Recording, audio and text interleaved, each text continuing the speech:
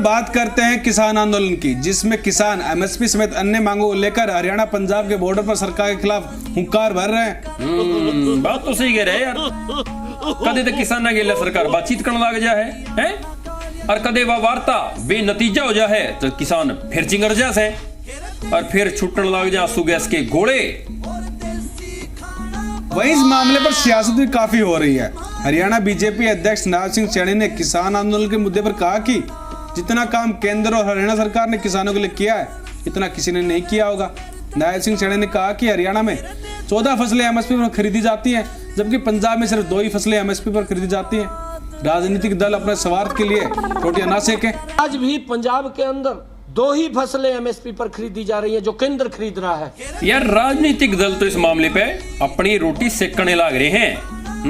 पर यार एक बात तो सोचने वाली है, हरियाणा में जो फसल यानी कि 14 फसल एमएसपी पे ले हुए है सरकार, और वो है सरकार पंजाब में 2 फसल खाली एमएसपी पे ले हुए है।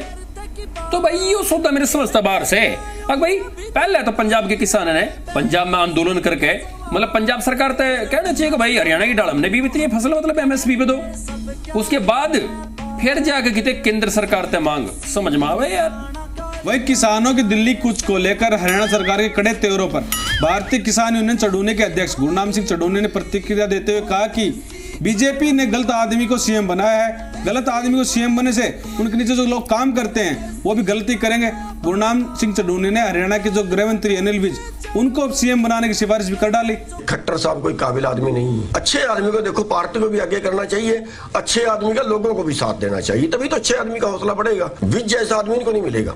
खुला दरबार लगाते हैं सभी, कोई भी जाए समस्या लेके, दूर का भी जाए उसके एरिया का नाम हो तो भी सुनते हैं। ले भाई एक तो अपने गुरनाम सिंह चढ़ूनी साहब भी राजनीति के पंडित, राजनीति के विश्लेषक बन गए हैं।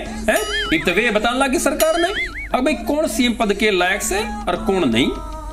वहीं हरियाणा के पूर्व सीएम भूपेंद्र सिंह हुड्डा ने किसान आंदोलन पर कहा कि किसानों की मांगे जायज हैं, जल्द से जल्द सरकार को उनकी मांगों को पूरा करना चाहिए। भूपेंद्र सिंह हुड्डा ने कहा कि वो उम्मीद करते हैं कि जल्द से जल्द किसानों की मांगों का समाधान किया जाएगा। जो किसानों की मांग है वो सरकार को तुरंत बात करके उसका समाधान निकालना चाहिए। देखो एक सेना आक्रमण करने के लिए चलती है, इस प्रकार का माहौल बनाना और उसमें भी यानी ट्रैक्टर, ट्रॉली, जेसीबी, हाइड्रो और क्या क्या लेके चलना और 1-1 साल का राशन लेके चलो। 2004 में जो है स्वामीनाथन की रिपोर्ट आई थी, 10 साल तक उन्होंने उसको दबा के रखा। पहले इसी का जवाब दें। उनकी सरकार भी थी, ये रिपोर्ट भी आ गई थी, तब उन्होंने ये लागू क्यों नहीं की थी। सांगी वाले ताऊ जी, जिस सारी किसानों की मांग जायज है तो कांग्रेस ने अपने टाइम में उन किसानों की मांग पूरी क्या नहीं करी। वहीं हरियाणा के शिक्षा मंत्री कौरपाल गुर्जर ने किसान आंदोलन पर कहा कि जो आंदोलनकारी किसान है वो नहीं समझ सकते क्योंकि उन्होंने कसम खा रखी है, और जिन्होंने कसम खा रखी है वो समझाए नहीं समझ सकते। साथ ही गुर्जर ने कहा कि जिन लोगों को आंदोलन करना है वो आंदोलन करेंगे, और साथ में उन्होंने एक चुटकुला भी सुनाया। नहीं, अब कुछ लोगों ने अब निश्चय कर लिया कि मैंने आंदोलन करना ही किसी न किसी बात पे। अगर आप कुछ भी नहीं छोड़ोगे तो एक चुटकुला कहते हैं ना कि तो गलती नहीं करने का तो तेरा में चलान ही नहीं काटने का। तो चलान तो काटना पड़ा, गलती कर चाहे ना कर। अब सरकार काम भी सारे के सारे ठीक कर रही, पर उसके बावजूद भी आंदोलन तो करना ही पड़ा है यार, हम क्या करा। तो वो आंदोलन के लिए आंदोलन है, वास्तविकता में किसान की कोई समस्या नहीं। ले भाई मंत्री जी तो पॉइंट मान लग रहे हैं, तो 2 टूक लग रहे हैं। अब भाई जो समझना ही नहीं चाहते उन्हें समझाने का फायदा क्या है। वहीं पूर्व मंत्री अशोक अरोड़ा ने किसान आंदोलन को लेकर कहा कि सरकार किसानों के साथ वादा खिलाफी कर रही है और दोहरा रवैया अपना रही है। एक तरफ सरकार जहां स्वामीनाथन को भारत रत्न देती है तो दूसरी तरफ उन्हीं की रिपोर्ट को लागू नहीं करती। एक तरफ तो स्वामीनाथन को भारत रत्न की देने की बात करते हैं और स्वामीनाथन की बात मानते नहीं है। स्वामीनाथन की जो रिपोर्ट है उसको लागू करो ना। यही तो बात सोचने वाली है यार। अकेका नहीं स्वामीनाथन ने भारत रत्न देवे हैं भाई बढ़िया बात से, और उड़े उनकी रिपोर्ट ने लागू नहीं कर दे, एमएसपी की गारंटी दे तेरी किसाना ने। मतलब ये दोहरा रवैया समझता पवार है। वहीं हरियाणा के परिवहन मंत्री मूलचंद शर्मा ने किसान आंदोलन पर कहा कि किसानों की जो मानने वाली मांगे हैं वो मानी जाएंगी। किसानों की जायज बात है बिल्कुल अवश्य सुनते हैं, पर जो बात मानने वाली वही मानी जाएगी। अगर कोई ऐसी बात हुई तो फिर हमारी मजबूरी होगी कि फिर हरियाणा में वो कुछ होगा जिसकी उम्मीद नहीं कर सकते। फिर आप ये ना समझे कि बैरिकेड लगा के रोक लेंगे, किसी तरह से रोक लेंगे, फिर तो इनके पास हमें गोलियां मारने का चारा ही बाकी बचेगा। नेताजी लेकिन वो मांग मानोगे कद हैं? किसान बॉर्डर पर डटे खड़े हैं? तो इस मांगा का सोल्यूशन कद काटोगे, समाधान कद करोगे हैं? मतलब किसान आंदोलन के चक्कर में और मानस भी वीरान हो रहे हैं? जनता भी वीरान हो रही है और व्यापारी भी परेशान हो रहे हैं। वहीं बीजेपी सांसद संजय भाटिया ने किसान आंदोलन पर कहा कि कुछ लोगों का मकसद हल निकालना नहीं है, बल्कि चुनाव के समय भ्रम और अफवाह फैलाकर चुनावी फायदा उठाना है।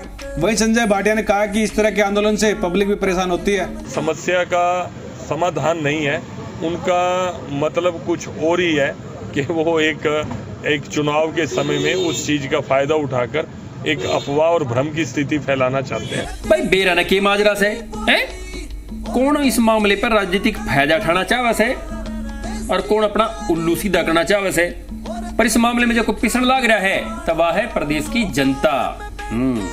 वहीं परथला से विधायक नैनपाल रावत ने किसान आंदोलन पर कहा कि प्रदर्शन करने का एक तरीका होता है, अपनी मांगे मंगवाने का एक तरीका होता है। किसान एक भोला व्यक्ति है, जबकि बॉर्डर पर जो बैठे वो किसान नहीं है, क्योंकि अगर वो किसान होता तो लोगों को परेशान नहीं होने देता।